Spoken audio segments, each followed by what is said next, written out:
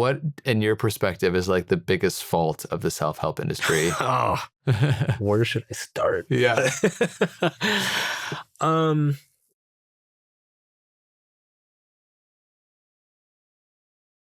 There are two things that really bother me.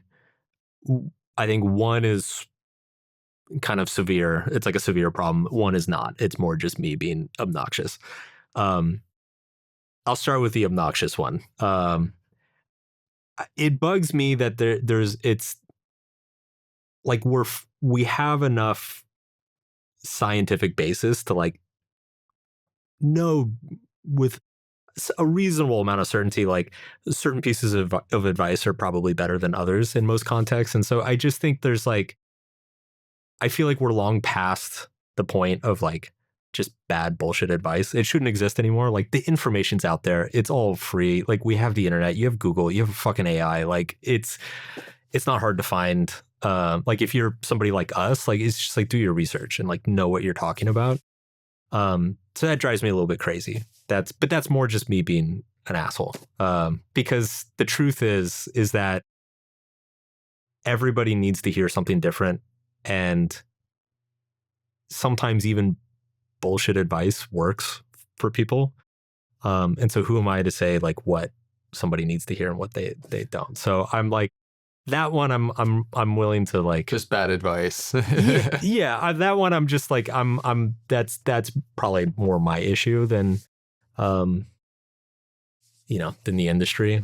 But I would like to see, I mean, I do think the quality of advice has gotten a lot better over the last 10 or 20 years. And I think it helps to see how, I forgot the axiom or what the title of this is, but like what we can often attribute to malice can be well accounted for with ignorance. Right.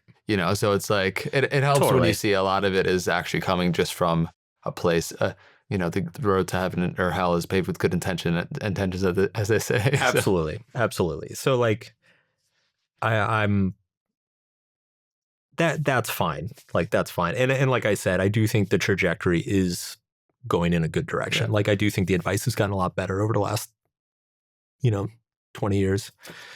The one that I do think is a problem is misleading marketing and misleading expectations with people. I think, and I do think, again, I don't think there are many like consciously bad actors on this, but like the thing that I get deeply concerned about is that ultimately this is a market that a pretty large percentage of the consumers are like people in vulnerable places in their lives. Like they're dealing with depression, anxiety, a tragedy, like trauma, a lot of stuff. And so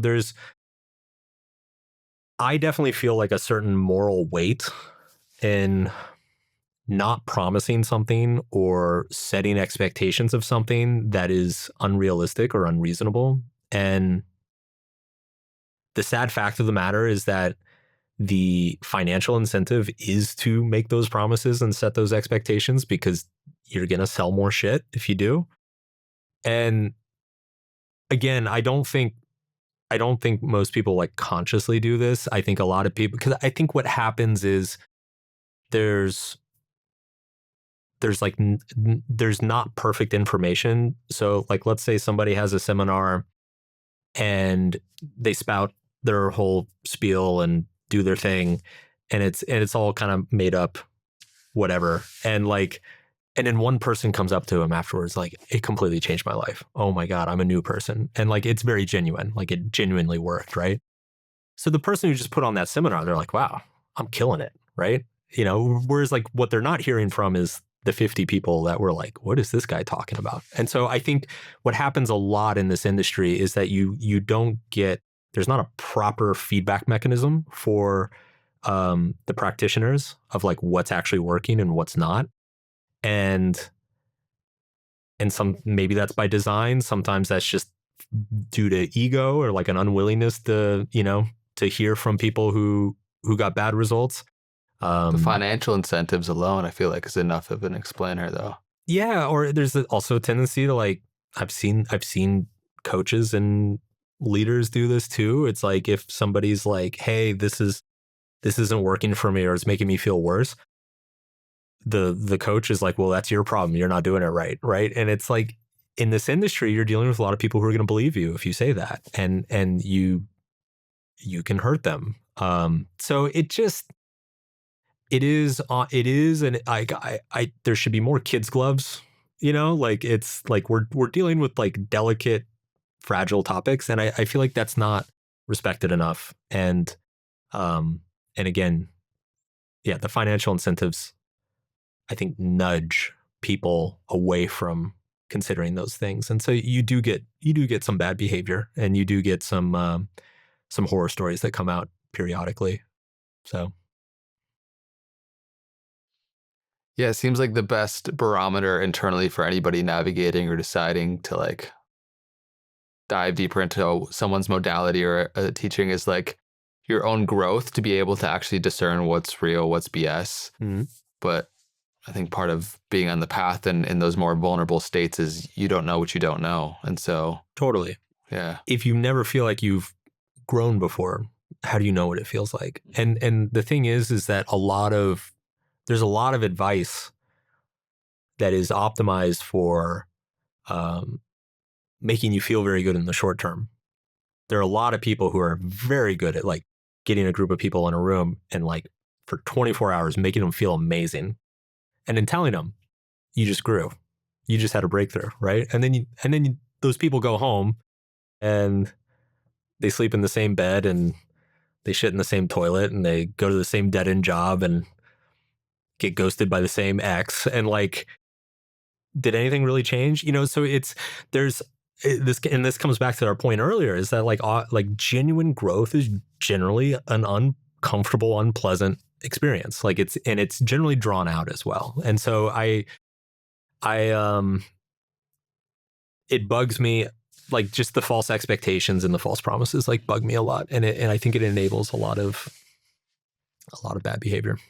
How do you, from the individual level relating to this, how do you discern or draw the line of discernment between self growth and self obsession? Mm, Like a lot of what we might label as a noble pursuit of self development is actually avoidance, kind of yes. masqueraded and rebranded. Yes, it's like spiritual narcissism, Yeah, right? yeah.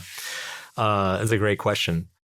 I would say the best thing you can do if you think you're like even potentially this person who's like too in it and doing too much and is just like constantly obsessing over like optimization and improvement all the time, just stop for a while.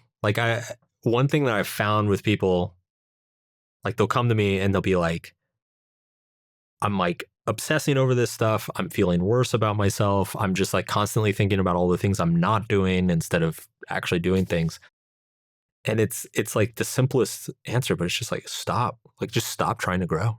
Like just hang out on the couch, play some video games, man. And then ironically that will make you grow, right? Because it's like you're not trying anymore. It comes back to the backwards law. Like you're not chasing the shiny object anymore. You're simply accepting that you're imperfect. And um so yeah, I almost think it's like, if you look at like fitness and workout advice, like there's no fitness plan that's like go to the gym 4 hours a day every day for 10 years. Like nobody tells you that. It's always you have like 6 or 8 weeks on, and then you're supposed to take 2-3 weeks off. And then you're supposed to do 6 or 8 weeks on, and you're supposed to be 2 or 3 weeks off. And like that actually ends up being the optimal way to like grow or develop your body.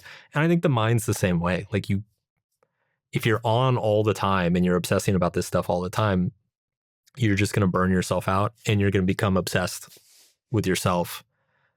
You're going to lose track of other people in reality. So it's just like, stop caring for a while. Stop giving a fuck, right? Like, just be like, yeah, you know what? Just like, just going to chill for a month. Yeah. Yeah. Yeah, I think it's difficult on the personal level when you place so much importance on an aspect that needs to change about yourself. And it's like the more attention and weight we give to something, the more it has evidence for its own existence. Yeah. Totally. Yeah. It becomes self-induced at a certain point. And I guess one way to think about it is like coming back to that paradox of like self-improvement, self-acceptance is like, maybe you just kind of like seesaw between them. You have your self-improvement period where it's like, okay, I'm going to like drive on my goals and try to change things. And then you go into your self-acceptance season of like, okay, I'm just going to like embrace who I am and like chill out.